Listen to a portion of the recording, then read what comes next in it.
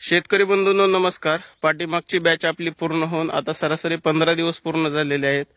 पुढील बॅच आपली 30 ऑक्टोबर रोजी आहे। म्हणजे आपल्या बॅच शेडला सरासरी आता 1 महिन्याचा गॅप मिळणार आहे, ज्यामध्ये उजी माशी असेल किंवा बाकीचा जो काही त्रास होता तो आता कमी होणार आहे। कारण उजी माशी जे अंडेतून माशी निघणार होती तो पिरियड आता चालू झालेला आहे, त्यामुळे शेडमध्ये माशी तयार होणार नाही।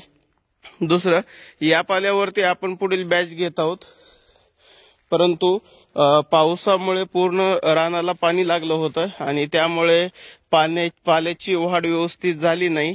तर यासाठी आज आपण एक खत व्यवस्थापन करत आहोत, ज्यामुळे काय होईल की पाल्याची वाढ पूर्ण होईल। कारण आज 15 तारीख आहे, आजपासून 30 तारखेपर्यंतचे 15 दिवस आणि पुढील 14 मोल्डपर्यंतचे एक 10 दिवस, असा 25 दिवसाचा टाइम पिरियड हा आपल्याला ह्या पाल्यासाठी मिळणार आहे। तर त्यासाठी आपण खत व्यवस्थापन मध्ये कोणते खते वापरत आहोत ते आपण या व्हिडिओमध्ये पाहूया। शेतकरी बंधूंनो, सर्वात प्रथम रेशीम मध्ये जर आपल्याला खत व्यवस्थापन करायचं असेल तर NPK जी खत आहेत, ह्या खताचा आपल्याला कमी वापर करून जे आपल्या यामधील सल्फेट युक्त खते आहेत अशा खताचा वापर जास्त करायला पाहिजे, जेणेकरून यामध्ये युरियाचं प्रमाण जास्त होणार नाही व आपल्या बॅचेस मध्ये ग्रासरी सारख्या रोगराईची लागण होणार नाही। त्यासाठी आज आपण मार्केटमधून काय केलेलं आहे तर अमोनियम सल्फेट घेतलेला आहे।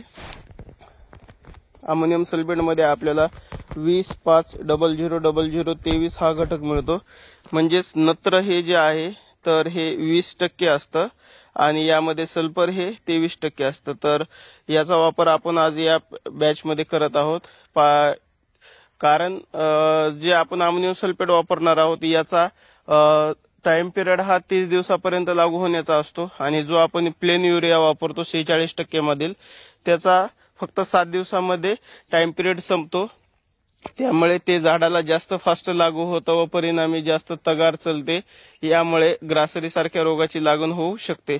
तर यासाठी आपण हा पर्याय वापरलेला आहे जे अमोनियम सल्फेट आहे। दुसरं, यामध्ये आपण सिंगल सुपर फॉस्फेट वापरलेला आहे।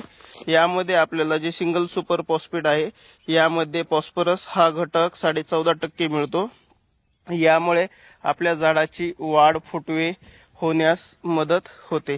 तिसरं, यामध्ये आपण काय वापरलेलं आहे, सोरोप ॲग्रो केमिकल या कंपनीचा आपण सॉइल इनान्स ग्रॅन्युअल, ज्याला G5 असे म्हणतात, तर हे आपण वापरत आहोत। ही 25 किलोची बॅग आहे।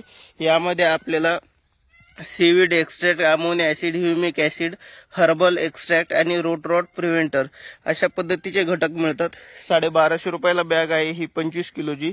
यामुळे आपल्या जो पिवळेपणा पडलेला आहे प्लॉट मध्ये, जी मुळे आपल्या जास्त पावसामुळे स्टॉप झालेली होती, हे सर्व ऍक्टिव्हेट होण्यास मदत होईल।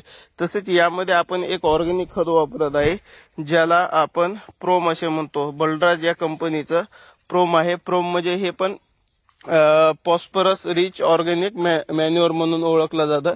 म्हणजे यामध्ये पण फॉस्फरस हा घटक आहे, ऑर्गॅनिक फॉर्म मध्ये आहे। तर अशा पद्धतीचं हे कॉम्बिनेशन आपण आज 15 ऑक्टोबर रोजी टाकत आहोत। यावरती बॅच आपण 30 ऑक्टोबरला घेणार आहोत।